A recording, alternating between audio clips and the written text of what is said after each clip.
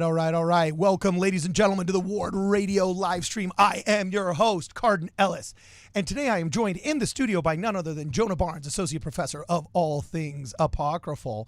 Also, tickling the ivories, a pianist, if you will, ready to serenade us with the help of Austin Falter. Whoa. Punk rocker in chief of the Church of Jesus Christ of Latter-day Saints. Yes. And we are here to serenade and speak with none other than Miss Utah 1998, Jenet Erickson, who now LARPs as a professor. It's 2008. Oh, 2008. I'm sorry. Yes, you're right. As Miss Utah 2008, also known as Professor Jenet Erickson. What's your professorship in? What's your degree in again? Family social science. Family and social science. Okay, cool. Awesome. The only discipline that matters. Yeah, so she's one of two unwoke Yeah. professors at Brigham Young University. No, I'm just kidding. I'm totally kidding. But she does. So, what is it? Marriage, family, social sciences again? What is it? Yep, family social science. Oh, awesome. And I'm in religious education at BYU. oh, you would be so fun. So you're Yeah. in the religion department. Yes. Can we point out this is really cool that a religion department at a major university has a social family sciences? We still can't We say are spoiled as BYU that's super students cool. Can we with the admit? caliber. Yeah, that's pretty rad. The Deuteronomists would hate that garbage. That's why I Yeah, love it. yeah.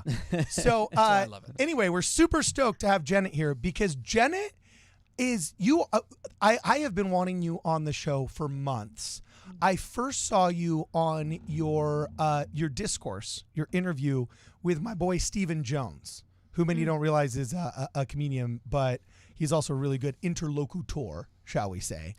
And you were just dropping some bars on like motherhood, the importance of family, so on and so forth. And you did a really great episode with the girls over at the Women of Ward Radio. So much so that I just begged and pleaded, and I had to box out some big names to get an hour with Jenet Erickson. She said, I will slip you in between my meeting with Dallin H. Oaks and Barack Obama. So, you know what I'm saying? So anyway, Jenet, without any further ado, I want you to just tell our audience, if they don't know who you are, what your story is, kind of like what you do. And then some point in this live stream, we're just going to start singing to you, Can't wait. Yeah, I'll just give you a little preview because Dallin H. Oaks has talked about the importance of birthrate and, plant a garden and have a baby. God commanded us to multiply and replenish the earth. And because you have spoken on the importance of motherhood and so on and so forth, we're doing this thing now where we write parody songs of top 10 hits from the 80s, 90s, and early 2000s. So we are going to do, to the theme of Journey's Don't Stop Believing, we're going to do Don't Stop Conceiving. And celebrating the birth rate through Journey. Hear me out. Yeah, it sounds. Let us explain. We promise you will still have your job. You have to hear it first. We promise you will still have your job, at least in the religion department. No, I'm just kidding. So, anyway, Jenet, tell us about yourself. Yes. So my PhD is in family social science from the University of Minnesota. I'm the fifth of 11 children and with 8 sisters. Oh, So yes. big family, lots of family. And A lot of estrogen. a lot of estrogen. And my lot of dad is estrogen. deaf in one ear, purely out of self-defense. I'm sure he was like, I cannot get away from this.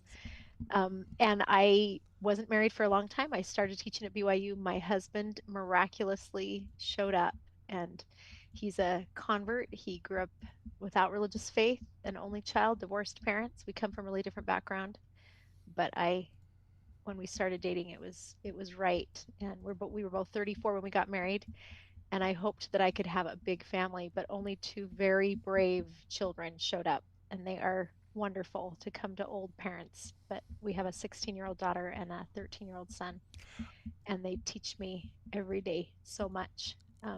It's been a gift to be married and have children. And I think half the time especially in the first little bit after being married and having kids, I was like, what was I teaching students? Because I taught for a few years before actually having the experience.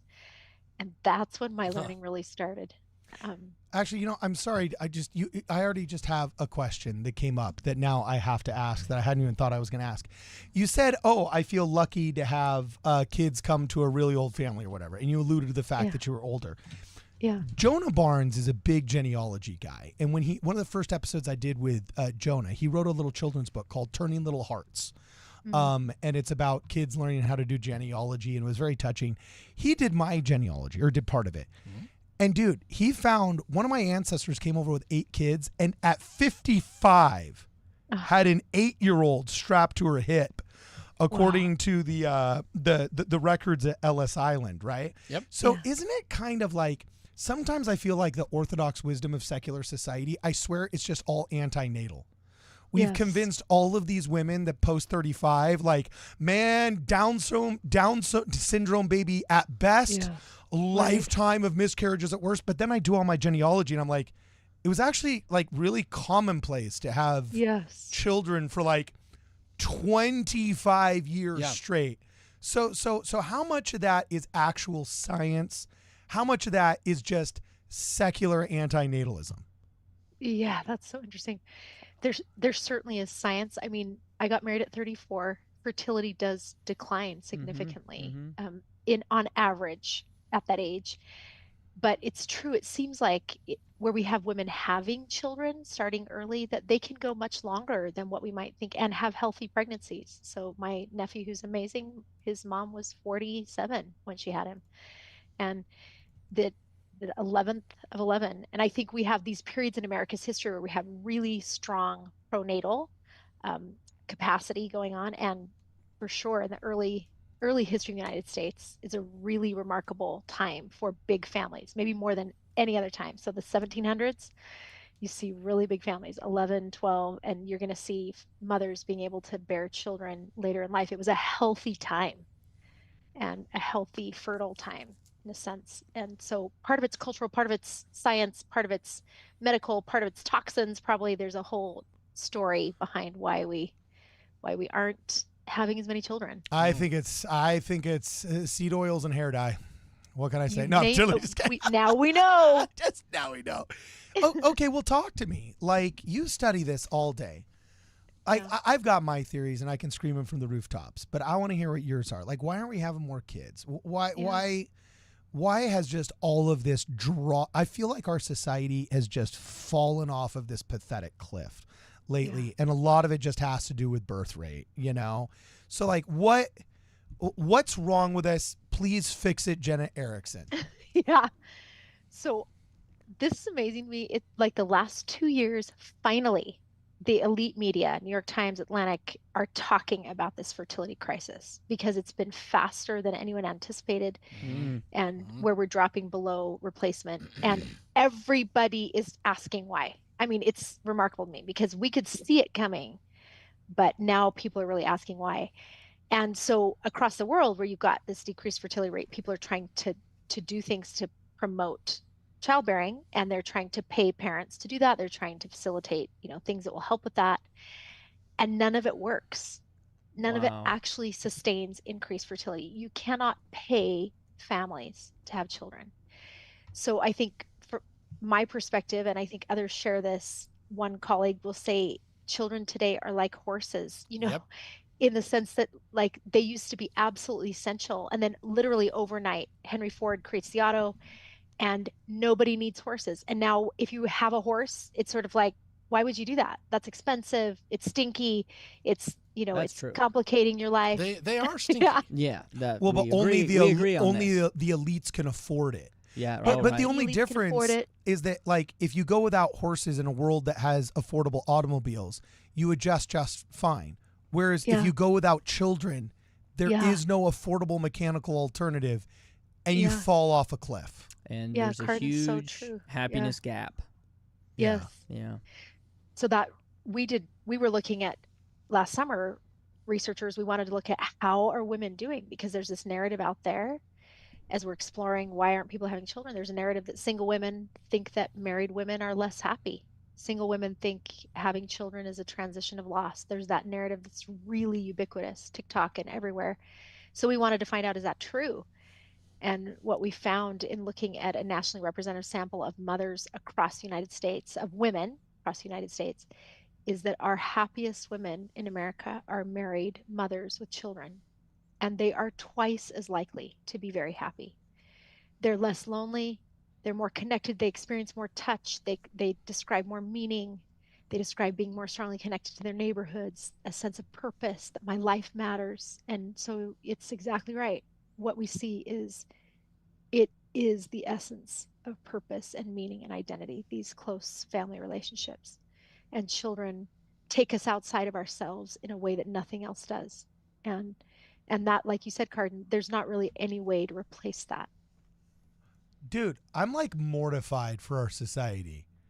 Like, I don't know if you realize this, but do you know who just died this week or this month?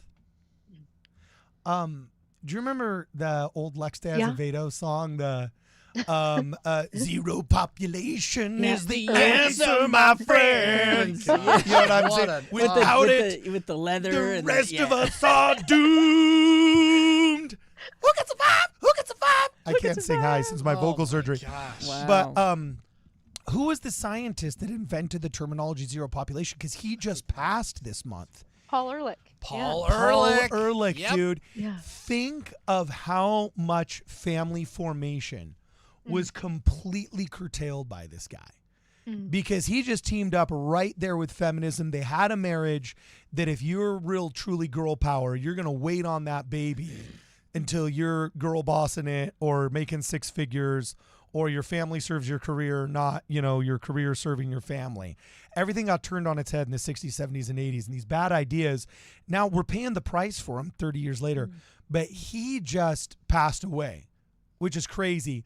But in the meantime, we've had 3 generations of women below birth rate in America, except for the Amish, Mormons, and Jews. The average woman is just not functionally replacing her family at replacement birth rate, and we're just going down. See, kids, if you ever feel like I'm no good at anything, I could never be a success, I have no skills or talents to offer the world, just remember Paul Ehrlich. Paul Ehrlich was wrong about every prediction he made. No one has ever been so wrong so frequently, so publicly about everything. And he never suffered the consequence. And like a few years ago, he's still writing columns in the New York Times. Like they're still quoting Paul Ehrlich, and you're like, what? How is 50 years of just wrong about everything, and they're still publishing him? The quintessential Thomas Sowell, what do you call, not academics, intelligentsia, or whatever the term was. Right. So this is what I'm worried about, Jenet, from like a female perspective, is now after 30 years of Paul Ehrlich-esque ideas floating through academia, secular society, and even mainstream culture, I think I read a stat somewhere that by like 2035, over 50% of American women will be childless. And I'm like, that's an unprecedented recipe for something. And I don't think it rhymes with paradise. I think it rhymes with disaster. So like, what are your thoughts? Like, where do you see our society headed as a result of all of this, like, non-birthingness, and how do we fix that? So I think it's important to recognize that marriage is a big deal in this story. So what's happening is the marriage rate has dropped 60% over a 50-year period. And really it's like people are not getting married and they're not having children. So the fertility crisis is really a description of not getting married. And so that means both having children and getting married have come to be perceived as a transition of loss, because the idea is there's something better out there.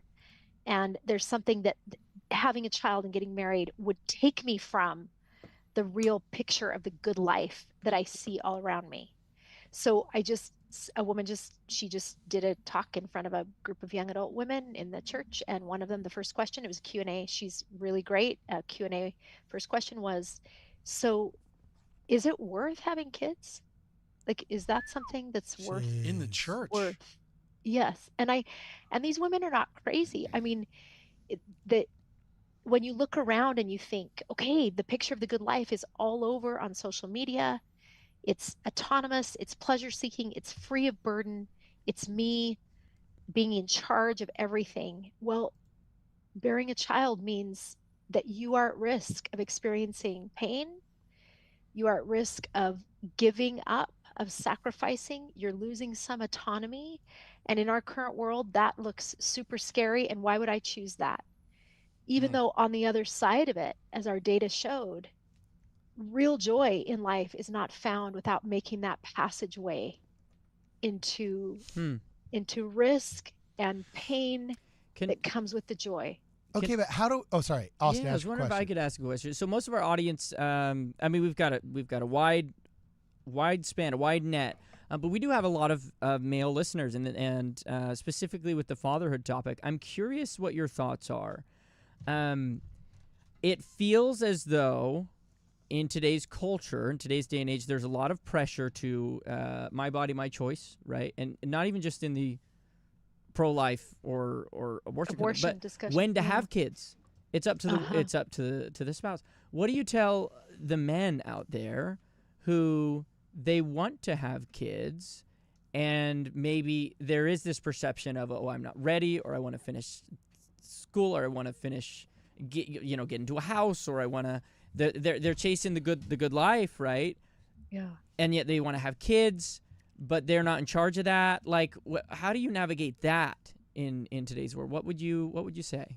Yeah, because this is really interesting that it keeps showing up in the data. So men are more likely to prioritize marriage and children at a higher place. Is that because we're more righteous?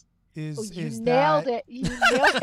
Is it because we've lost the moral rectitude of women? She was ready. You nailed it. So the curse of Eve was not sin, but infertility in the 21st century, because she went woke. That's what we're saying. Okay, no, I'm just kidding. That's fascinating. When did that happen? When did it switch? That flip? It's probably been in the last 5 years. Wow. Really? So not so recent, but wow. I mean, these are data points that are relatively recent, but what you just see is that slipping in women seeing children and marriage as fundamental to a good life. And men are more likely to say that is fundamental to a good life. Now, that's dreadful. Jeez.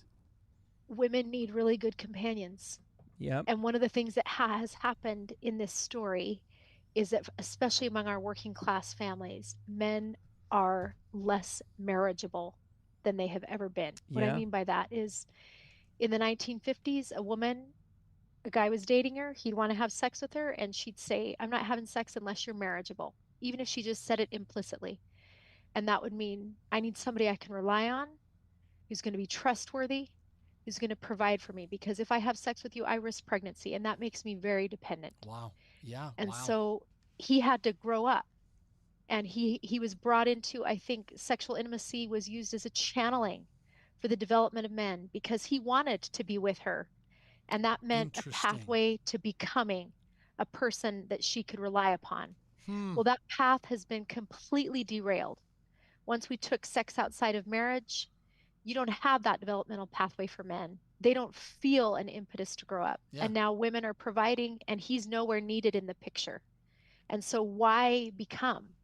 So I think what you see among men is a decrease in marriageability, and you also see a deep, like a despondency about life. I mean, that's where our suicide rate is highest among our young single men. And they don't feel like there's a cause. There's nothing to give their lives for, and men need that.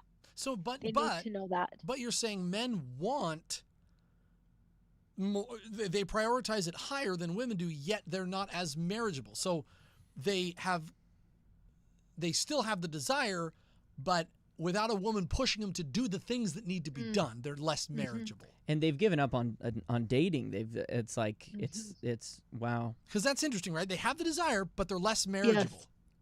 right? Yeah, it is really interesting. And I think what's going on is a juxtaposition. You've got women who aren't sure that marriage and children is a worthwhile or it's a safe pathway, because she fears, is it going to be equal? Am I going to be able to do what I want to do? Does this mean I have to give up my dreams, right? All these things are going on Wow. for her. Wow. But then with men, you've kind of dismantled the structures that facilitate men's development. Like we just don't have them in place in the same way. So if women, this is going to be overly simplistic. You're so sweet to let me put it clumsily, because women are now not using sex and marriage, requirement. They're not requiring marriageability. Yeah. Men don't do the things that they should be doing, and women react by saying, well, I don't feel as safe and secure with you because you haven't been doing those things that you've been doing. It's like a spiral. That's true. Yep, right? It's a spiral. I think that's true. Yeah. And so you have like a third of single women would say, if a man could take advantage of me sexually, he would. And you have a fourth of men saying, if she found a better prospect, she'd leave me. So you just see the distrust Disaster. between Well, not to them. mention the Bears study. You've seen the Bears study? Yeah. Safe in the wood. You'd rather. I mean, this is real. Which is, by the way, just insanity. Like, it just shows there's a Blaze article that just came out. Sorry. No. Finish your topic. I'm going to pull up an article that's very. Well, the groundbreaking research done by probably TikTokers. I don't remember. Sorry, Jenet. This is your internet meme. Yes. That where it went viral at one point, where you'd ask a woman, hey, would you feel safer in the wood, alone in the woods, with a bear or a man? And the overwhelming outcome was they all said a bear. And it was a very important meme sometime in the last 2 years. I don't remember when. Yeah. So sorry for bringing it up. Yeah. Okay. There is something there. Okay, thank you. Yeah, there is something there that's like capturing this reality of deep distrust between men and women. So if you were to give advice to men, you might say, even though you might not feel the direct pressure to become more marriageable, that could be what she's feeling. What would you say to men who are saying, I want to have a family sooner. I want to have more kids. I want to get married, but my girlfriend doesn't want to, or my wife doesn't want to. What advice, I guess it's very general, but what might you say to them? Yeah. Oh, these are such great questions. I mean, they're really on the ground, right? Like, this is really what people are thinking through. She said that about my question. I didn't get that. I didn't get that. She didn't say that about And your question. I've got BYU students dealing with that very question, like confronting that. And I think what we have to do is create a really beautiful picture and clear picture of what marriage looks like. In the gospel of Jesus Christ, we have something completely remarkable in that we know we are literally the children of a mother and father, that they are married, and it is an equal partnership. And so this vision of marriage as valuing, supporting, caring for I guarantee, I just heard a student say he'd gone out to propose out of state, wonderful girl. Her roommates are in that world where it's like, men aren't good, and I don't need chivalry. I'm going to take care of myself, right? That kind of thing. And they watched him propose to her and melted, because what they saw is a person who was so truly nobly masculine in caring for her, in creating a safe space, in honoring her. And the truth is, all women really want that. And so it's getting clear as you're dating about what is that vision of marriage. This is not about you being subservient to me in any way. This is, how do we support one another and give our lives to something way bigger than us. And, so what does that look like? Counter proposal. What if you just required 7 Brides for 7 Brothers to be screened at all stake dances? There you go. Yeah. What would happen? The What if you women were sobbing, fit to be tied. Fit to be tied. Oh, that's so bad. I love it. That's the best. So I'm amazed by this. So young women, because I guess the stereotype when in my view was that young women were so excited to become wives and mothers. No, dude, no, they're not. That's not the modern woman.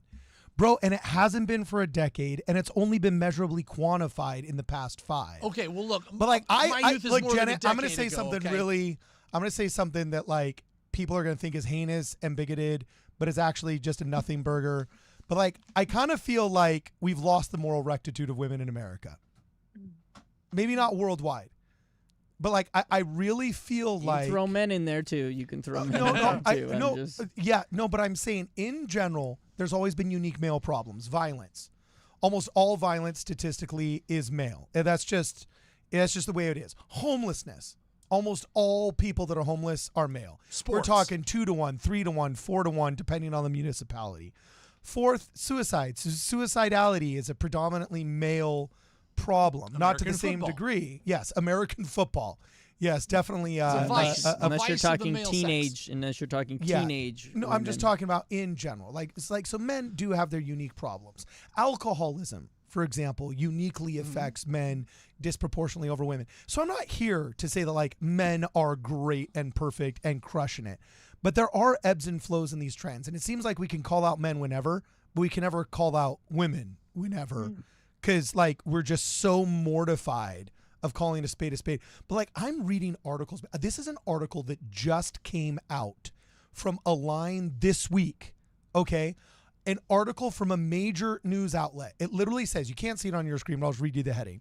It's literally by Align. It says #us2. Men are fed up with female insanity. Here's what they tell me, by Josh Slocum. And this is the opening line. Quote, empowered, end quote. Women without prudence or accountability are ruining lives and destroying society. Whoa. First line says, men have big problems these days, the women in their lives. Simply put, their wives, mothers, sisters, coworkers, and other female friends have become unbearable. And then the first headline graphic says, I know of 2 licensed mental health counselors, both gay men, who will no longer accept female clients because it is too dangerous to be alone behind closed doors with women, even if you're gay. Jeez. I know this because they told me. And now he goes on an entire article that he writes about this. And so it's like, if we're getting to a point where gay mental health counselors refuse to meet with women because we've empowered them to such a degree, whether it's shouting your abortion over here or whether it's taking endless birth control and you know, boss babing it until you're 40 and screaming at police officers, screaming like at police officers, no accountability. Like there's no it's just I kind of feel like that warning, that prophetic warning we had where Russell M. Nelson, like I don't know how many years ago it was, but he said like we're doomed if we lose the moral rectitude of women. We're doomed. And even the most liberal professors, Weinstein at Evergreen College, major thought leaders, whether it's Scott Galloway, who's hyper liberal, okay, professor out of one of those Ivy League universities in New York, like whether it's Jonathan Haidt, all right, all these people have talked about how they see men turning back from the bad ideas of hyper-liberalism. They see men saying, you know, maybe I don't need to go to college. Maybe I need to go to a trade school. Oh, maybe I should avoid debt, be economically responsible. Oh, maybe I shouldn't drink too much. Drinking was like a Gen Xer problem. That generation is just punch drunk 90% of the time. Millennials eschewing alcohol, eschewing tattoos. Gen Z becoming more financially responsible and avoiding debt more so than their counterparts. This is the first time in American history where we've had more young men going to church than young women. Just flipped. Yeah. That just flipped for the first time in American history.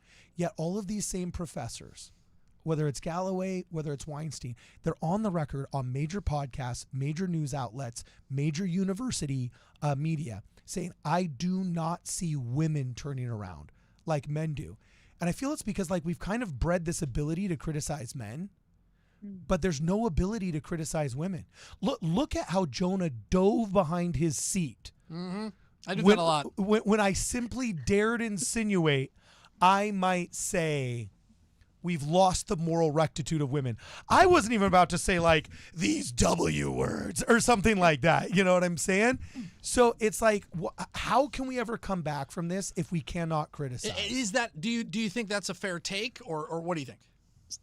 So one of the things I got to tell you is first, I think when we feed that criticism of one another, it is not helpful.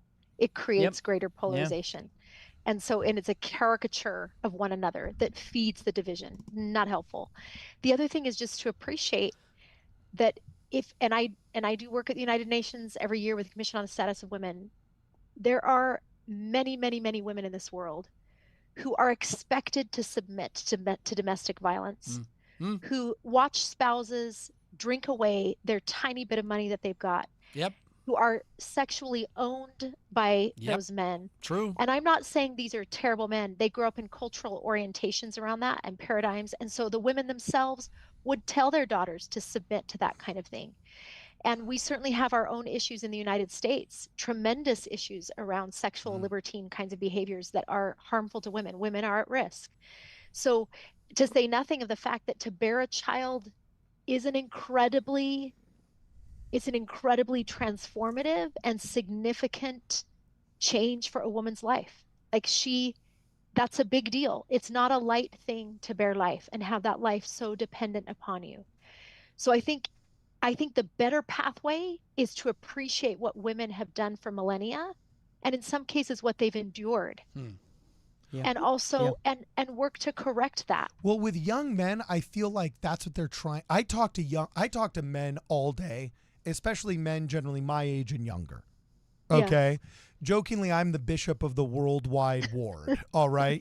Because just digitally anybody can contact us on our Discord, and we have a very, very open channel of communication with our listenership and our viewership. And Quaquel talks about this when he goes to his young and dumb parties. With Gen Z uniquely, I see a sea of young men that want to date and get married. I do not see a sea of young women. It's right. It's not. It's kind of weird. It's not because the Gen Z men are beating up their girlfriends. Right. Okay. Right. That's a good point. So yes, I don't argue that historically. Yeah. Yes, there's been really bad violence towards women, and that needed to be fought. And internationally, oh my gosh, like hundreds setting of up millions of women. In Nigeria, the number one cause of death for women is your domestic partner. And the fact that they have budgets that they control in the Relief Society makes us like the most liberal church in like a 50-mile radius. Heck yeah. All of those evils, yes, they're evils, but I'm an English-speaking podcaster in the Western United States of America, and I don't see the problem of our birth rate being because Gen Z is beating the crap out of its girlfriend. Right. I see the problem with younger millennials and Gen Z that should be getting married is they're not, because the men are mortified of what the girls will do to them if they date. The character assassination. It's I mean, again, it is hard to caricature because there's a lot going on. I know several men who just aren't marriageable. They haven't done what is required because they're not 6 feet tall and the girl put on Tinder. They have to be 6 feet nothing or like above. that. That doesn't matter at all. They're not doing anything with their life. They're scared. They don't think they'll ever be able to do anything in their life. They're not improving. Maybe it's anxiety, maybe it's loneliness, maybe it's addiction, maybe it's video games, maybe whatever. They're working full time and they still can't afford a house. Working full time and then they give up on dating and then they never progress in life. Like I know plenty of people in that situation as well. So, but I do get what you're saying. We can't just say, hey, it's a one-sided problem because that's stupid. But I do get what you're saying. When you zoom in, let's just take the Mormon corridor. Let's even just take the singles ward at the BYU and at the BYU-Idaho. Are we seeing one issue that's more predominant that we can zoom in on? I got it. You're queen for a day. You're General Relief Society president for a day. The day's coming, Jenet. The day's coming. All right. President Erickson's coming. All right. Long overdue. Long overdue, I might add. Do you have any tacky suit coats with shoulder pads that you could wear? And you're only halfway there to the female general authority voice. You have to start out by saying, "Oh gosh, brothers and sisters, I'm so happy to be here with you." So you didn't say that to start out, so you're not quite there yet. But I could see you in the red chair with like 5 years of tacky shoulder pads and practice. So you are the General Relief Society president, which Brigham Young called the presidentess of the church. What do you change for our kids? What do you change to help this problem? Yeah. Okay, so I'm going to say something that I think is going to pull us back a little bit behind just like the on the ground. What do you do in that dating world, right? And that is our men, my students. As men, they do not know how remarkable their gift of masculinity is. I have to Ooh. tell them. And I talk about what happens when a father and a mother come together and nurture a child, and that father experiences a flood of oxytocin like the mother is experiencing in the care of that child. Hmm. And he forms a bond that is unique to him. It's a stimulatory bond. He takes a ball and bops him on the head with it while mom's talking about the ball. He does calisthenics and throws him up in the air. He roughhouses with him. He does these remarkable things that facilitate development that are unique to him. He's much more likely to hold that child like a football. That child gets a view of the outside world.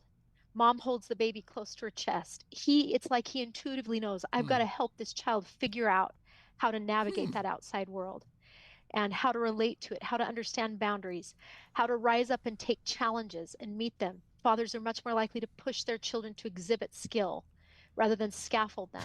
That's true. A present father is the most important predictor of college graduation. A father in your life means you have a stability and structure and a sense of capacity along with his motivation to achieve things. Fathers shape their daughter's sexual development. His presence in her life is the single strongest predictor of her engaging in risky behaviors or not sexually. It was the Really? strongest predictor of teen Wow. pregnancy. So a Wow. dad just hanging around, his presence, his monitoring, his checking on his children. When somebody comes to pick her up, he's there. He knows who they are. He really shapes, in a sense, the sexual trajectory of her life. Dads are incredibly important. They're much more likely to tell a child, you can do it. Go out and do it. Moms are more likely to step in and facilitate it. And he'll say, you can do it, and I'll be here to catch you. Climb higher. Fathers are irreplaceable in their Wow. manhood. Now, Jenet, And just- when I hear you say this, I don't hear you saying fathers who have read a lot of books on the subject and have taken a lot of classes on the subject and No. they have everything going for them and they've inherited a bunch of money Wow. and they already have a house and 3 cars. Wow. I don't hear you saying that. I hear you saying this is in many ways instinctual. Yep. Is that too far, or would you say No, that? and I think that's right. Wow. And what it's bred by is commitment. Raises up noble masculinity. It raises up that man in his commitment and devotion So to when- the people that he loves. And that's not money, and that's just staying there. It's presence, commitment. I Wow. will be here. So I will act. I will make the world a better place and a safer place for you. I love this. Ugh. So for the problem with men, a lot of it is a lot of them don't feel like they don't want, like they're not motivated to even go on a date, and you're saying if they were to commit, then they become what they need to be. Yes. Commitment is what brings out the masculine. If they brings that get out. married, have kids, they just This is inherently great. have it. Yeah. This Now, is awesome. in defense of these cats, though, I do feel like there's a little bit of a chicken and egg thing going on here. Sure. Because Yeah, it exists. oftentimes what naturally makes it so a man will pursue a woman is when he's generating enough of a surplus that he feels he can take care of himself as well as that thing. Yeah. Okay?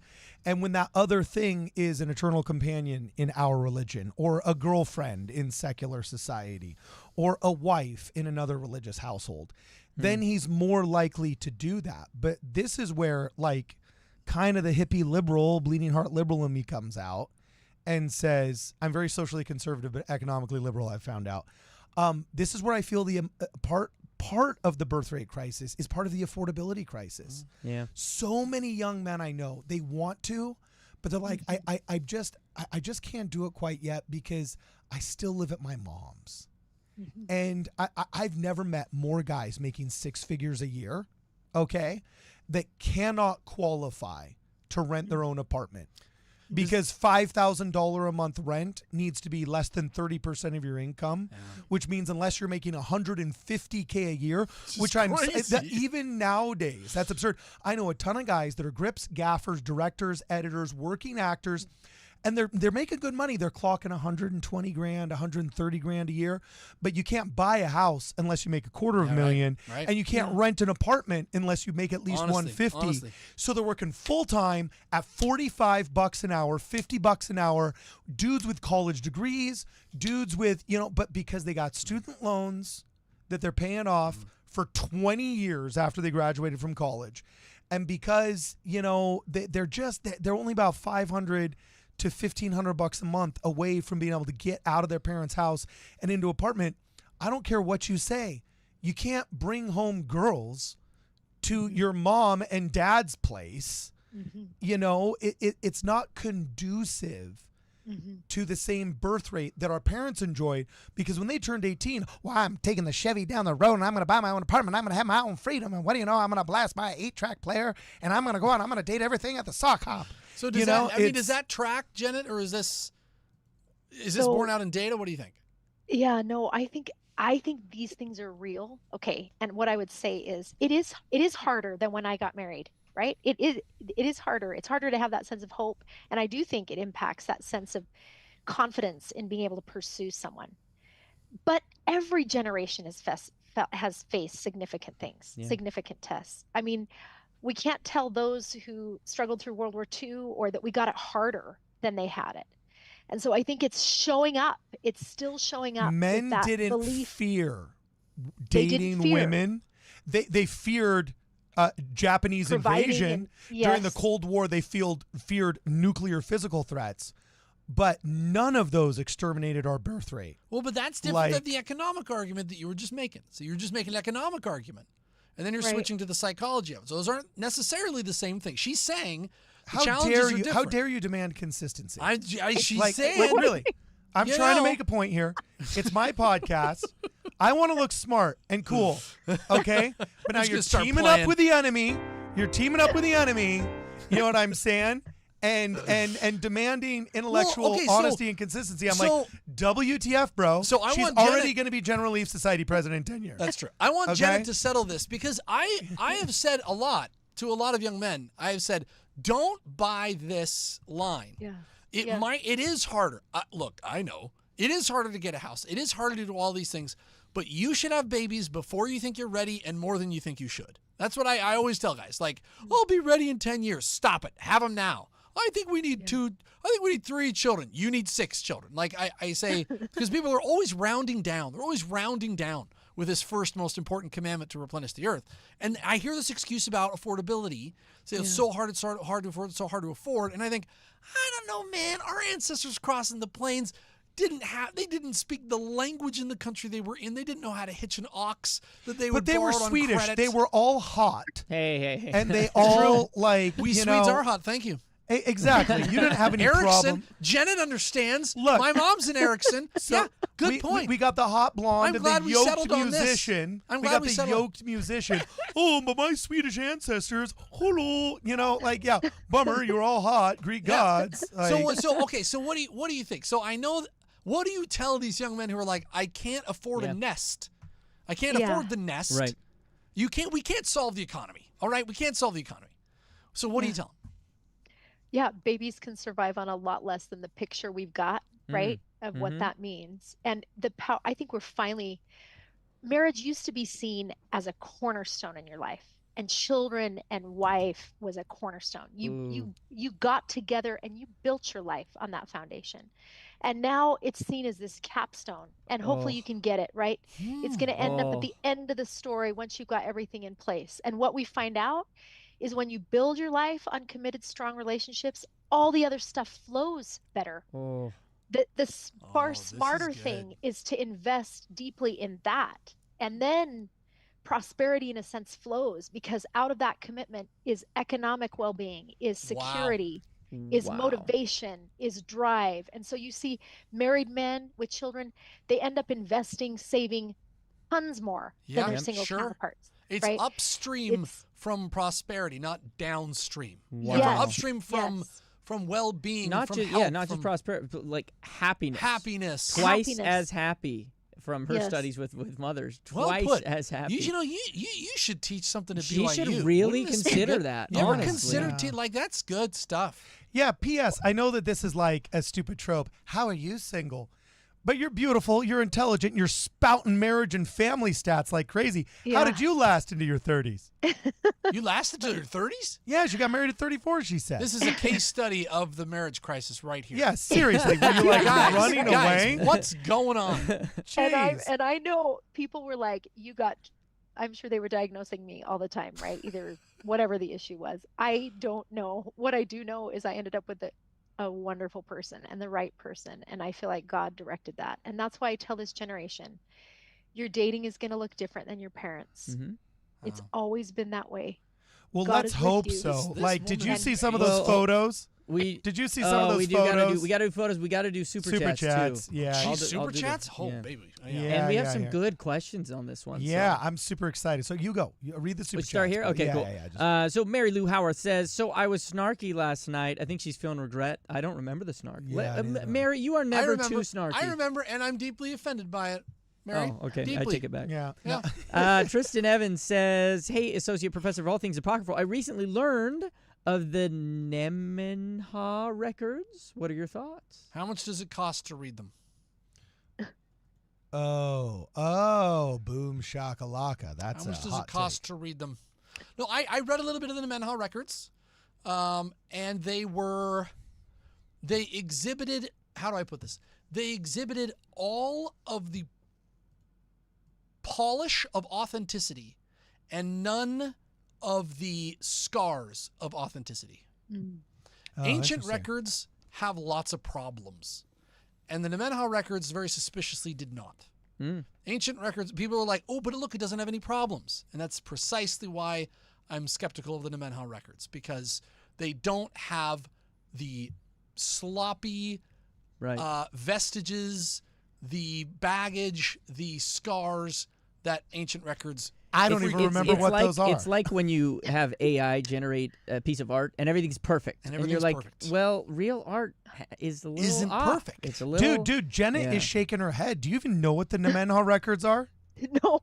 Oh, okay, good. I was about to say, I'm not the only one. I'm the only one up a creek without a record. I don't want to pass judgment, especially on apocryphal records. I frequently am not saying this is true and this is Jonah's false. calling it Gnostic right now. No, I'm not and calling it's it Gnostic. That's not what I'm doing. It's totally That's not what I'm doing. against Look, his he's normal trying ethos. to fit in. I'm He's just trying saying, to- when I look at ancient records, I'm often what I think bears... Jasmine, just invite him already on Informed Saints, okay? That's just invite him. Hey, already. they had a whole episode All right. on the brass plates. Did you see that?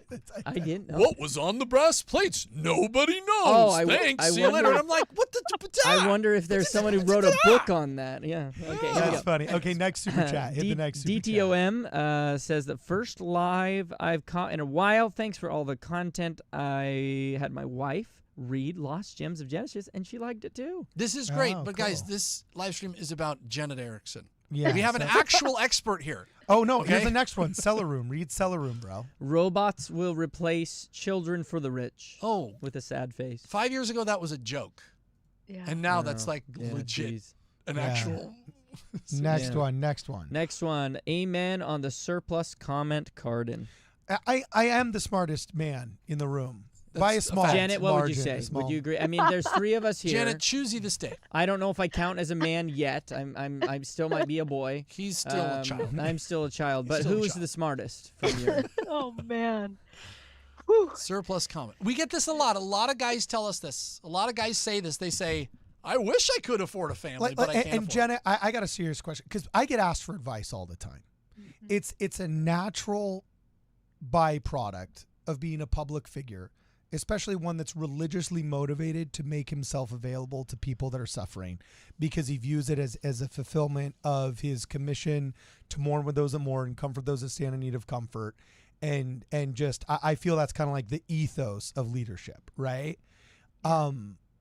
And of the top three problems that come up with most young men that are struggling in one way or another, it has to do with dating. And I just hear these horror stories that are so consistent across the board. I don't know what to tell them. What I've been saying lately is like, if you have a chance of getting a girlfriend from another country, just do it. Like, because America has fallen. I'm sorry. It's like, you can't date. And here's the proof. Here's the proof. This is the proof. Janet, let's just say you and I are both BYU students. It's 2007, all right? And you're a junior in college. I'm a junior in college. 2007, she was in high school. Oh, yeah, sure. Whatever it is, okay? But whatever. And if I go and I see you at your church one Sunday You're beautiful. You're lovely. You're tall. You're blonde. I'm 6'5". I self perceive myself as I could pull that off. I could go on my walk home and buy a thing of flowers from Ralph's. I could look you up in the ward menu. The ward Menu. What's it called?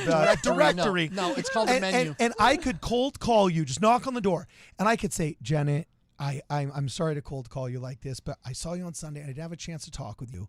But I just said I cannot go another week without at least trying to ask her if she would go out on a date with me. Can I take you to go get hot chocolate sometime this weekend or something? Just 30 minutes of your time. I would be honored if you go out with me. Oh, your roommates would swoon if I'm attractive. They would say, oh my gosh, Jenet, go do it. He's so cute. He's hot. Oh, he's 6'5". Oh, go do it.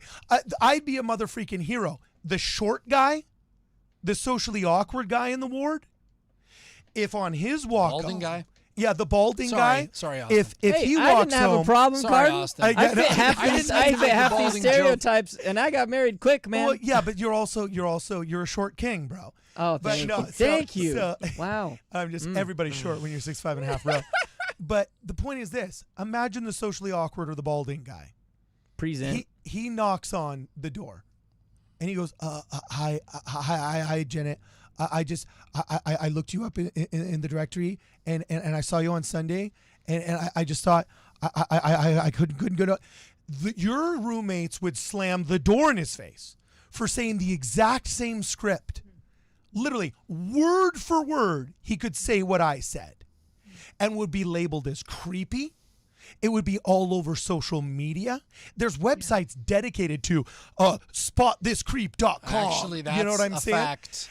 Do you know how many young men I talk to? They're like, I'm like, why don't you guys go out? Like, why don't you want to get your driver's license? Like, don't you want to ask girls out on dates? And they'll say, oh, heck no.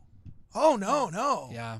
I hear You this a say lot. one wrong thing to these things and You're destroyed. and they'll flame you on Yep. social media. You'll get in trouble at school. Yep. No. I'm safe here playing video games with my boys. And like maybe when I'm older, maybe when I got FU money and I can get accused of sexual harassment for asking Can like afford a lawyer. if the ugly guy, the socially awkward guy, or the balding guy said the same script I did in 2007 with single Jenet Erickson, your roommates would report him to the freaking cops. And it's like, you can't sustain a dating environment like that if men who are supposed to be the risk bearers and have the guts to establish initial contact have no risk reward analysis. Because in the 20s, in the 50s, in the 1800s, if there was a pretty girl in the market and you went over there and you know your buddy's like, hey dude, go ask her out. Oh no, I'm scared, man. I'm scared. No, go ask her out. Come on, dude, just go do it. If you went, you asked her out and she slapped you, you said something stupid, or you just tanked, at worst, your friends would never let you live it down. All right, I want to hear Jenet's reaction. There'd be 3 people hating on you. Now, the world and the internet hates on you. Jenet, Yeah. okay, what now? Is this just more, we're in the depths of the spiral, are we just pitting each other against each other? What do you think?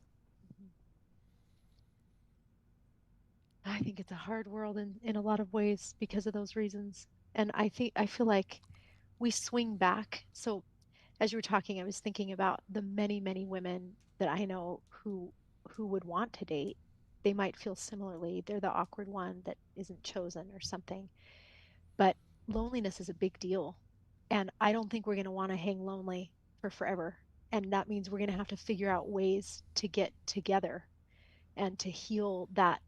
We call it the ick factor, right? Like, I can't go out with you because you got the wrong shoes That's some or you good got the wrong slang. list. Appreciate that.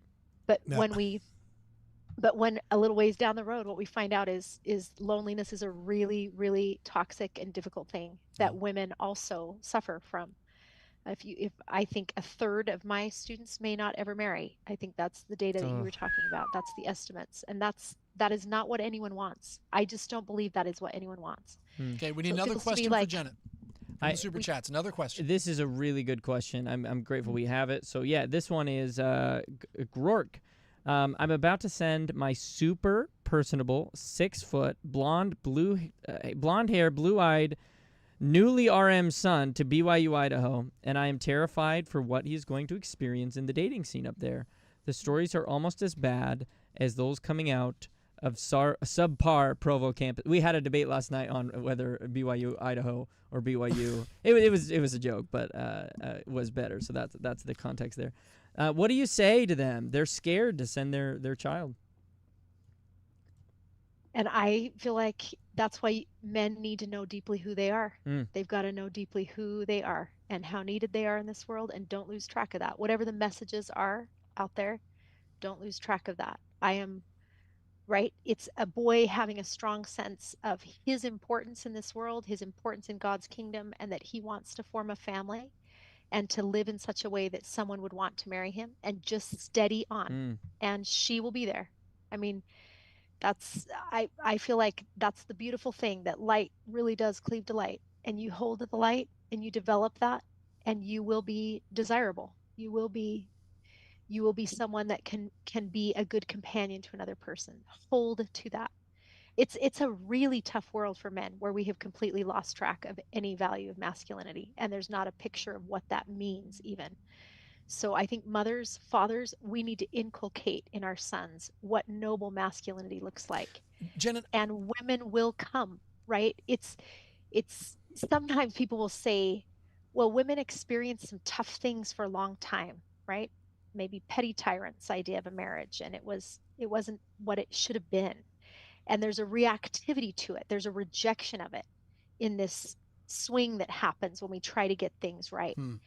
And maybe that's the case. I don't know for sure. But what I do know is men have got to stay true to the best within them. Develop yourself. Become someone who would be marriageable. And she will be there. And the same with women, in the sense that her honoring of femininity, her holding true to what is the essence of life, the capacity to bear life, there is no power like that on this earth. To actually build another soul from your own body, and to have the depth of connection that relationship is unparalleled. So cool. And women have lost track of that, right? And so our men and our women have got to know deeply, first of all, what matters most and who they are in that story. That's how so to good. become that. I have never heard articulated so well this idea that I've heard women are instinctually motherly. Right. Women have it in their biology. They know what to do. Their mothering is in their soul. It's in their bones. I've never heard someone say the same thing about men.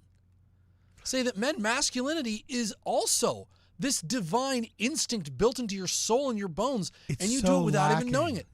That's the coolest thing I've never heard that said. I just thought I hadn't watched enough Bluey, and that's why I'm a bad parent. I really. Yeah. Well, seriously, this is where I almost say, like, Jenet, can you point me towards any talks? Yeah, or that's a great question. Any priesthood materials? Because I kind of feel like this is where I want to hold the priesthood's feet to the fire. Yeah. Like, we have adopted the language of our oppressors. Okay?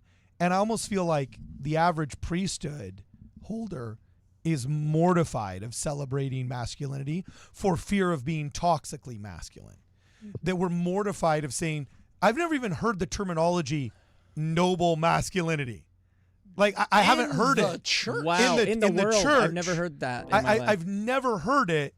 I had to invite a blonde BYU professor with a sociology degree onto my podcast before I could hear the term noble masculinity and feel worthwhile for 2 seconds, because like we don't put, like, I'm sorry, but like politics is downstream from culture, and culture is downstream from religion, and religion is downstream from its own leadership. Yeah. And like, we're not celebrating masculinity. I hear a song coming on. Oh, you do? When Brother Bob... Wait, okay. Hold up. Brother Bob... Oh, there we go. Gets up to sob and says he's located Kolob. Oh, don't forget there's no paid clergy when the complaints come marching in. Keep. We have a going? song Here it is. when Here the it is. Got complaints come You got it. marching in. Okay, here we go. When Brother Budge, he starts to judge, and you want to hold a grudge. Oh, don't forget, there's no paid clergy when the complaints come marching in. When Brother Brown, Brown is out of town, out of town. and he lets the young men down. Oh, don't forget, there's no paid clergy when the complaints come marching in. When Sister Pack forgets the snacks, and the toddlers blow their stacks. Oh, don't forget, there's no paid clergy when the complaints come marching in. When Brother Mitch lets Sister Hitch derail the lesson like a witch. Oh, don't forget, there's no paid clergy when the complaints come marching in. When the complaints go marching in. Okay, I feel so like we should have censored that I verse. committed the sin of complaining about Yes, leadership. you did, and there we we were are. ready for you. We were ready for your complaints. Yeah. Have you ever been sung to in a live stream before? When you start complaining and someone just whips out a show tune to stop. Don't forget, there's no paid clergy, all right? I know. I love it. We're gonna start a thing where on this show, when you start complaining about We're the gonna have a lot of church, songs. we just Yeah, a sing lot of no paid clergy when the mistakes or the complaints come marching in. Carden, you are right, though, that there's such an absence of that message. I tell my students I'll never forget going to the end of Rock Creek Hollow after Rocky Ridge, where that remarkable group of saints in the handcarts get over, and you see a plaque of those who died and were buried after that 24-hour horrendous ordeal. And it's almost all men on that plaque. And I'll ask them, why is it that the men are dying? They're stronger. Why are they dying? And then the students will say, they were giving their lives. They were giving their food to their wives. They were giving and carrying and pulling and doing. And this is manhood. This is what it's designed to be. It creates safety and protection and stability and order and security just in your muscular structure, your voice, your tone, your presence there. You bring something that can't be replaced. And you're right. We have a highly feminized culture that has, in a sense, discarded manhood, and we're reaping the effects of it. And what you have on the male reaction side is the toxicity, that toxic form where it's of a bravado that's not grounded in disciplined, committed development. Wow.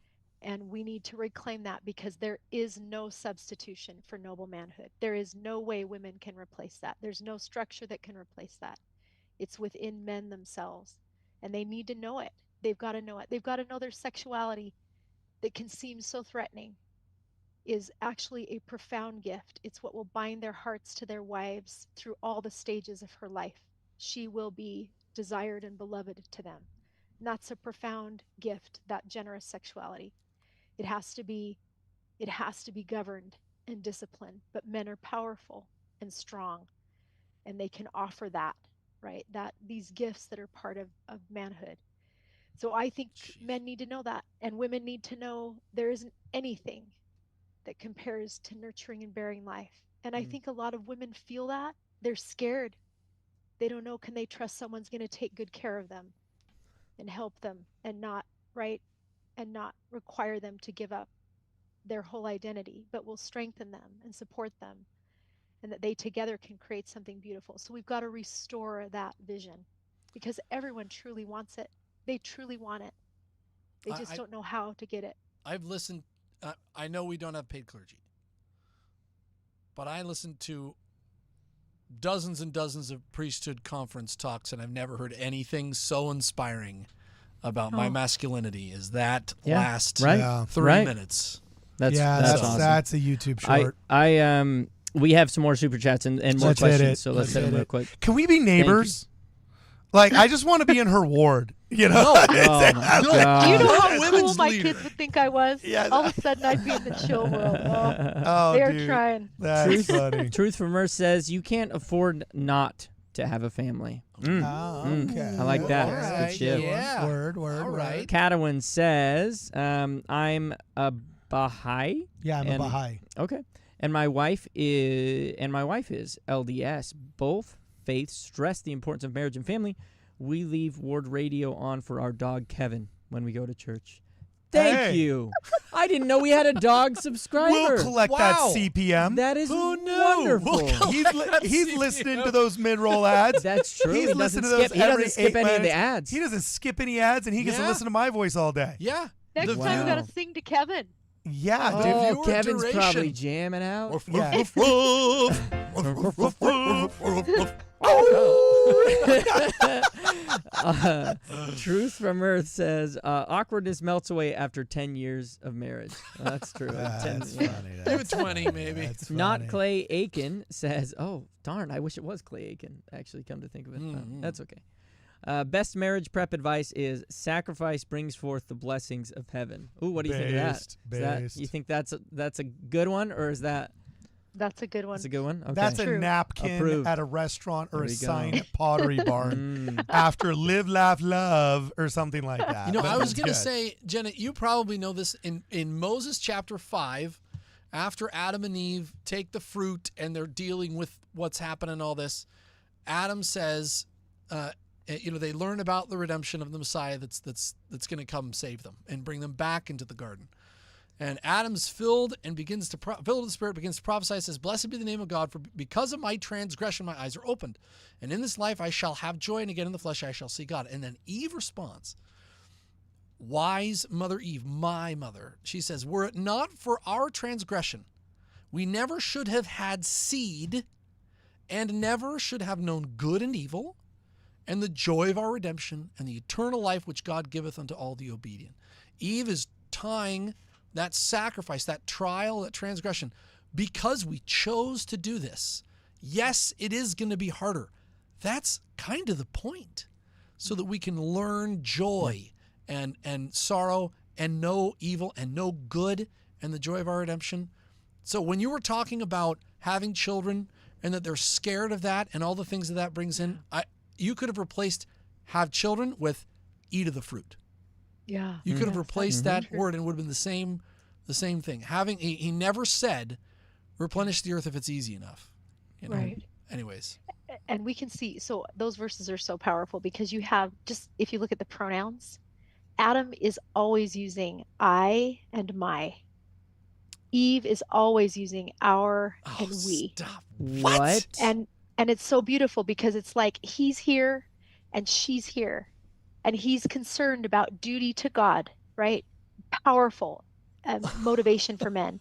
And she's like, what about the people, Adam?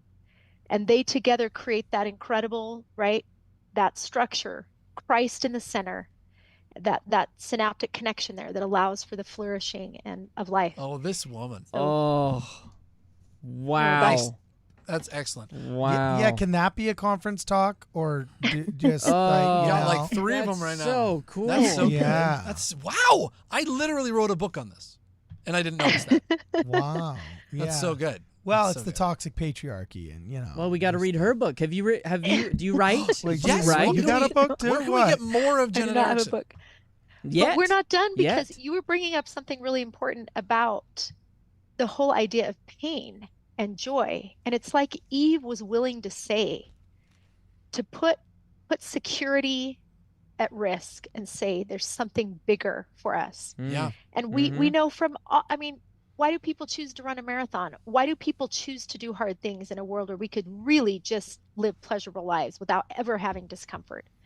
Because meaning and connection and purpose is found on the other side of that willingness to give, right? To sacrifice, to invite challenge, to invite risk, because it's a higher call in your life. It's a higher purpose. And we just see that all over, right? For men and for women. On the other side of that willing sacrifice is everything they really wanted. Purpose, joy, meaning. Is it pain-free? No way. But every good thing in life, every truly good thing in life is accompanied by that experience that deepens us, which means pain. It's love, right? That brings with it. So Eve and Adam are trying to teach us, right? Guess what? This is the plan. And there's a redeemer who will make all of it to good. Hmm. But we Okay. need to trust that I love path it. forward. Let's Great. burn through the next 5 of these super chats. Okay, here we bro. go. Hit him, man. Hit him. Seedman Fred gives us some great news. Great news. We got Grork and Lisa Frampton setting up their kids in this very chat. Oh, hey. So the Oh one my going gosh. to BYU-Idaho, and then we're getting an arranged date from the Ward Radio Wigwam. This Thanks to Jenet Erickson. This would So- not be the first Word Radio marriage, but we're always glad to Yeah, add you know. more. Yes, To help set yes. up more. That's great. Oh, Yeah. wonderful. Truth from Earth says again. Thank you for another one. Says there is no war between the sexes in heaven, Okay. and I don't know True. I don't know if that's been revealed or not. We Yeah. don't know. We Yeah, really don't know. that's- That's quite the claim to the make. same Speculation. sociability that exists here on Earth Thank you. exists in heaven. Aha. You know what I'm saying? So we're going to be fighting like cats and dogs up there. And Janet's going to be sitting there saying, you know, Angel Battalion 57632, that women have just as many good qualities as men do. So Battalion 5698 needs to be, a little bit calm. We've received your complaints in the suggestion box. And no, there will be no man spreading in the tram down to the celestial kingdom. You know what I'm saying? We need to get, Jenet, we need to get you one of these shirts. I Oh, sure yeah. do need This that is a shirt. Oh, you Familyist. better believe it. Yeah. Familyist shirt. We need to get one of those I for you, love Jenet. that. Yeah. In our All merch right. store. Polly Nikes 2000 asks a question for Jenet, and it is, please provide a definitive list of covenants and duties that noble men and women owe each other in a celestial marriage. Oh, jeez. That's Oh, like a whole... that's a Wow, very specific okay. ask. That Here, choose is one. Just choose one. What's the most important one? definitive list. Yeah. Now. Let's see. That's so That's a that's tough so one. interesting. I love how, when President Holland spoke at BYU on Valentine's Day with Sister Holland, and one of the things he said is, I know how to hurt her. Here's this beautiful marriage, and he just recognized I could hurt her. She has given her life to me, and he talked about love, and he said, charity is the gift of heaven as we commit ourselves to one another. Hmm. And in that beautiful list, charity suffereth long and is kind and envieth not, vaunteth not itself, seeketh not her own. There you have it. That's the pure love that a marriage grounded in Christ is promised. And he ended it by saying the promise is that love. It is the source of that love himself. It is Christ himself. So we kneel at altars, offering a broken heart and a contrite spirit, in Elder Hafen's language, so that the animal in us will be consumed. That's what we want. We want that animal in us to be consumed by devotion to Christ. And that means repenting every day. It means seeking the other's welfare. It means kindness. It means virtue. It means growing into what Christ is. So, and he's with us. He's with us in it. I don't think something so metal has ever been so spiritual. Yeah, I've never advocated for women having the priesthood up until this moment. Yeah, wow. You know what I'm yeah. saying? You could be my bishop and I'd be fine with it. You know what I'm saying? You could be my bishop and I'd be fine with it. Burn through the next 3 super chats just really fast. We got to do these like 3 at a time. Okay, yeah, We have a song Because upcoming. we like only the have stream. 11 minutes Ooh, we left. do I have promised Jenet. Okay, here we go. I know we don't have a lot of time. And then left. maybe a song here. She's okay. waiting for download. If you like the stream, no, we don't have enough Yeah. likes in the stream to even perform a song. You're right. at You this know, point. that's You know what? true. You're right. We don't. That's Yeah. true. Wyatt Yeah. Graham 5711 says, by my dating experience 6-ish years ago at BYU involved girls rejecting me because I knew how to turn a wrench and fix things. Mutual FDW. For the win. Yeah, it's true. There was a bias against working class professionals, Huh. I'd say, during the McConkey era. I'd say that's kind of gone away a little bit, but there was a white collar v blue collar kind of snobbery going on. Interesting. Not so much in California, but it was Utah, Idaho, and Arizona thing. Cellar Room asks, noble manhood heritage gets noble manhood heritage gets a super chat. Yes, thank you.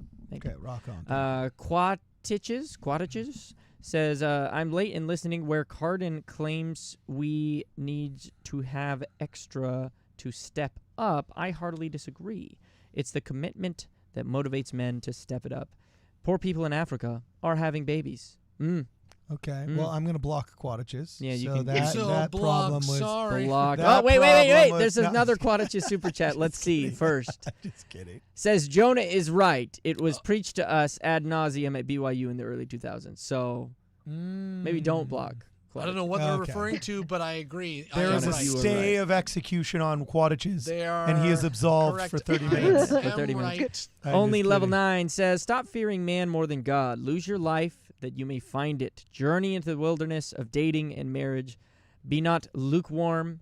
Jesus said, life and security mean nothing compared to God's plans for you. Well done, cramming that into that. You know, I can see you shortening words. Good, and I'll just say, all the girls who rejected me, they're not in my life. I don't know where they are. I don't care where they are. Do you have any names of girls you dated that are no longer going out with you? Oh, sure. Jonas made my Charlotte. I got my Charlotte. You're gonna get rejected. Dudes, you're going to get rejected. Oh, yeah. Like a man, like a boss, you're going to get rejected. But in the end, you win. Yeah. In the end, you win. So go. And you're going to marry somebody hotter and look back and think, what was I thinking? And you're going to think, thank goodness I was brave enough to go out there and get rejected. We made Jenet giggle. That's awesome. That's awesome. So, all right, next 3. Hit him, my man. Hit him. 2276 LDS says, we need Sister Jenet to give a general conference talk. Okay, hold on. If you were to give a general conference talk, what's your topic? What's your topic? Ooh.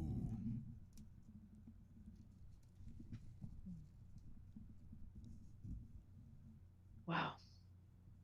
I don't know. God would have to tell me. But I think I do love knowing that we are really designed for love. Men and women, we're designed for love. That's how we're designed. That's what divinity means. And that mortal self that Christ promises to overcome enables us to experience the deepest forms of intimacy that we all yearn for. That's why we wanted to come to earth. We wanted more love. We wanted the kind of love our heavenly parents have. So God won't stop working with us until we have it, I think. That's the promise. Well, if anyone in the chat knows knows anyone over at the church, you just send them that clip, please. Just send them. Yeah. Hey, we got a real superstar over here that we need to get up on that general conference. Hey? You know what I'm saying? She's dropping bars about manhood, and that's like 50% of the church, you know? There's no paid clergy. Don't write petitions to the church office building. Hey, can you get Jenet up in there, you know? Like, okay, next 3. Hit him, my man. Hit him. Not Clay Aiken. The only way to more joy is more responsibility. Facts. Truth from Earth. Lucifer doesn't have to attack families if he can prevent their formation. Outlast discouragement. You are worth it. Men love a challenge. Bride price. Base. That's cool. Next. Ed 2276 LDS says definitive list equals celestial honeydew list. Brutal, but true. Keep going. Not Clay Aiken says that article by Bruce Hafen changed my life. Okay, that's good. We'll have to check that one out. Next Truth one. from Earth. Sealing covenants are greater than we can imagine. Okay. Lots of truth from Earth. Yeah. Polynikes 2000. Jenet, given that you mentioned covenants at altars, can you explain who or what Eve covenants to and with in the temple ceremony or Garden of Eden story? Oh, yeah. What's the girl's job, dude? Oh, yeah. I think you know what's so powerful is we now have the sealing language described in the handbook, and we can access it as of maybe a few weeks ago. And it articulates very well the beautiful covenants that women make and men to each other and to God. It's that remarkable combination of witnessing to God, promising God and also promising one another. And in a sense, promising your posterity. And that's both of you are doing that. Wow. And I'll just point out another change. Jenet probably already knows this. Previously, fatherhood is mentioned in the young men's theme, but it was not mentioned in the young women's theme. Yeah. And this young women's presidency that everybody's bagging on because we're Hare Krishnas with gatherers of light and all these things. Everyone's criticizing the unpaid clergy who came up with the new names for gatherers of light. Those young women leaders, you know what they did? What they do? They made January of 2027 dedicated to motherhood for the young women. They put motherhood back into the curriculum. No. So yes, our young women are going to be spending. The theme of the month is going to be becoming mothers. Your goofy Lord of the Rings names just got redeemed if you're talking about motherhood for a month. They? Keepers of the Eternal Flame. The I've dark-skinned fairy dragons of light. Yes. will meet, speaking motherhood, Hey, man. with the scepter of truth bearing These women- sultan. Yeah, I like that one. These names, they criticize for these silly little names. Are you kidding me? They're putting motherhood back in. We've been saying this for years on this channel. Young men get fatherhood. Young women don't get motherhood in the official church curriculum. What in the world is that? And they're putting it back in. These women are awesome. I love it. We could be at the beginning of a revival of... We don't have to sing the song as much for you now. That's true. That's right. Yeah, and here's some Velcro to fix your mic. thank See you. you struggling with It's it kind while of we're falling. I'm Great. going to have to it's sing falling. with this thing. I don't Okay, know. the last two super chats, and then we got to sing to Jenet. We got to Yeah. serenade You gotta sing Jenet. to me. True. Yeah, we're gonna All sing right. to you, It's true. Jenet. Quadacha says, Jonah, Yeah. read Wild at Heart. It's wonderful. Is it No. fiction? No, it's by what's Kurt his Frankham name? quotes it a lot. I Kurt don't Franklin quotes it a lot. read very much. This actually. is a book that the guy speaks to men in other churches, just non-denominational churches, Yeah. really well. I Yeah. forget his name. Do you, Janet? Do you know? And I can't remember his Yeah, name okay. either. It's maybe, is it about 20 years old or something? I can't Might remember. be. But yeah, He does a men's great- retreats. Cool resource. That's yeah, how for good sure. it is. No one can remember his name. Well, all right. I'll check it out. No, he's the Sounds guy great. that says every man needs an adventure to have a Yes. Yeah. a beauty yeah. to Love. A beauty to love. whatever. battle And to a fight. cause. A battle to fight. Yeah. A cause, yeah. Okay, cool. Rock on. Not Your Average Dan says, I have been more edified by the messages in this podcast than many decades of messages learning from society. And I even dare say this church. Would love a book from Janet. Thank you for your messages tonight. Awesome. See, Awesome. I'm telling you, it's And lacking, then- Janet. It's lacking, especially for the dudes.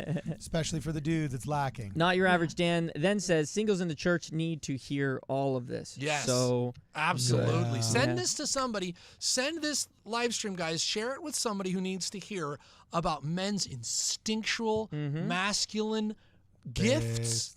That we need those fathers, that it's born into your bones. I've never Right. heard that Yeah. before. Right. Expressed so well. I'm digging. Next one. Quadaches, maybe another view, wives need to let dads parent. Yeah. It's true. Sure.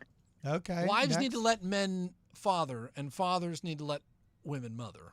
Wives need to let men go out late at night and hang out with the bros and come and And you lost me. And you lost me. Okay. seeing how far we can push that. Grizzly Blue 777 says babies are born in Africa because they don't have child labor laws and are economic engines for families. It's not comparable to the You know what? USA Make today. child No, labor. okay, hold on, Make hold on. child labor Hold great on. again. Make child labor great again. Hey, I agree you with know, this, though. like Yeah. if that's what it takes to It's improve true. our look.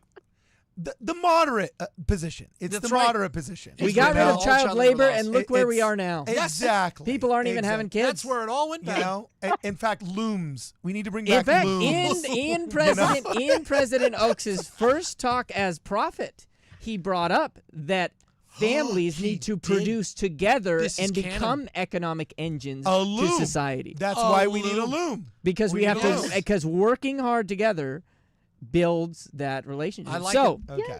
so Canon. Janet is in support of child labor. You we heard it learned here. this Okay, here. that's She true. just Repealing said all yes. child labor laws. She just said yes Yep, to she that. just did. We'll move Thank you, on. Janet. Brigham Young professor of sociology supporting child labor. There we just, Contribution. you heard it here first. Anyways. Do you, any further comments No, before no, you get? keep hitting okay, it. We got two more. We got two Okay, more. We okay, got two okay. more. Truth from Earth says eyes of husband and wife become mirrors of eternity. Truth from Are Earth they- dropping are the they? $2 truths. Sounds like Gladiator. Fantastic. Yeah, That next is. one. Yeah, sounds like good. Okay. Russell Crowe. Yeah. Not Clay Aiken says the temple and the natural order of marriage. Base. And then the Okay. Truth from Earth says turning my heart to the fathers is how I met my wife. Temple mirrors of eternity plus 1 Nephi 5 plus the joy of redeeming the dead. And we would like to welcome yep, Lucille Thornton, 4100, to the basic telestial ticket. All those who can welcome, please put a W in the chat. Yeah, rock And on. last one here. Last one. Then we're caught up. Member for 30 days. Quadruple Quadruple digit. Ooh, nice. The People Demand Award Radio episode featuring Jenet and Tikla. Oh yeah. Ooh, Oh yeah. Great. That actually idea. technically happened already. Not Women Award Actually did on solo. Women Award Radio. Women Award Yeah, Radio is Women Award wonderful Radio, they episode. did it. Thank you. Did you have a lot of fun with those girls over there, Jenet? They were so fun. Yeah. Didn't we have fun? You recorded it. They love yeah, Fantastic. Yeah, My I did. wife loves you. She thinks Oh. you're just awesome. She talks about it. She's like, "Oh, that was the best." She really Oh. appreciated your Oh. coming on. Yeah. Oh, they're wonderful women. So Now, my wife loves everybody. yeah. I should put that don't let it caveat get to your head, Yeah, all right? yeah, Just yeah. don't let it She get to your loves head, everybody. okay? You know, Like, just like ever. She loves me. jeez, you Okay. know. But She's putting on really- on the shoulder pads already. But you she know, just. really loved you as a guest. She really did. So, do you have any large pearls? I hear that gets you into the red chair Oh. faster. Oh, If you have large good. pearls, or in Mormon Large Tabernacle pearls. Choir, one of the two. So, if you're a soprano or an alto and you have large pearls, I understand that you can walk right on stage. They won't even know you were there. That you didn't belong. So, all right. So, any last thoughts before we sing, Jenet? What else we got? Anything you I want to tell us really- before we go? It's made me think so much about the gift. I think the gift of good men, and you are part of that group, and how much we need that, and just what a treasure, right? Good manhood is. It's so needed, and so I appreciate being with all of you and feeling that from you, feeling that amidst the fun and humor. I and am we light. buying the appreciate you. house next to Jenet we Erickson. appreciate you letting us I- be men, because typically, Do you have children my son's age, and how much do I have to pay her Please. in order to be in your family How much tree? is it? Tell me how That's an women's 8 league cow. is. It's an Jeez. They eight would cow. be so happy if I learned how to have a little humor with the three of you. So, but bless us. That's a Oh. gift I didn't get. So glad you got it. You're laughing at our Great, jokes. thank Okay, you. well, I just think this has inspired a tune, has it not? well, Has it- we've has got it. Oh, you do. We've got it. What role can I play? Do Percussion? you want to go main vocals, or you want me to? I got it. I got me. Okay. Can you do a harmony? Harmony. We have never played this before. This is our first time run through, so here we go. Back in 1968, Ehrlich launched a debate. He argued that humankind should self-castrate. He said that our birth rate would fatally overpopulate. The real enemy was the Homo sapien.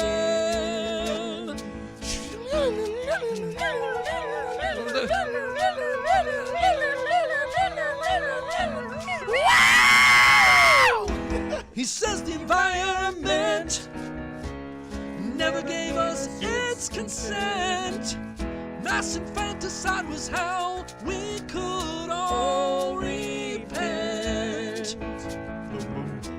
But then here comes a down in Oaks, telling all the self-loathing folks that Ehrlich's theory, well, it's a hoax. We need to sow and sow and sow and sow. Second honeymoon is a wholesome recreation. God the Father has a wife. Heaven is loving. Oh shoot! Get more bun in the oven. Procreation is divine.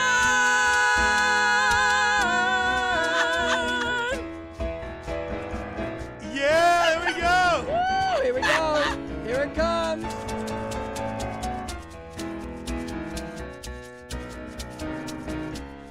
Dude, you're crushing it, Jonah. Crushing it. Don't stop conceiving. Mormons gotta keep on breeding. Temples sealing. Oh, don't stop conceiving. Mormons gotta keep on breeding. Temples sealing.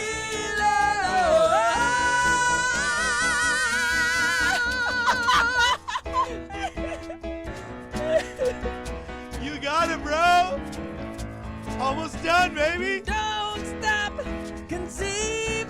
Oh.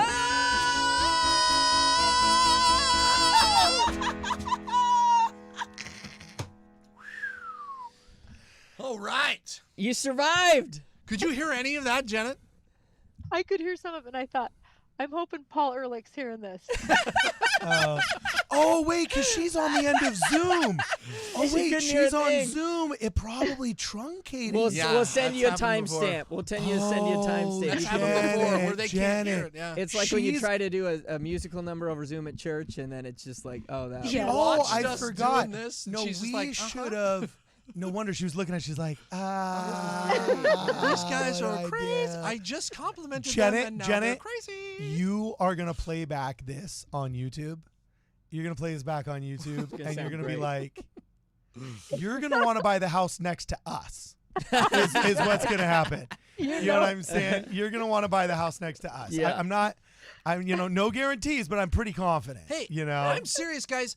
I'm serious. We need to take away from this podcast, everybody listening to this, you go, if you're not in the young men's or young women's program, go talk to the person who is. We need to tell young men, you have masculinity in you. It is a divine, cosmic power, a transcendent power to be a father.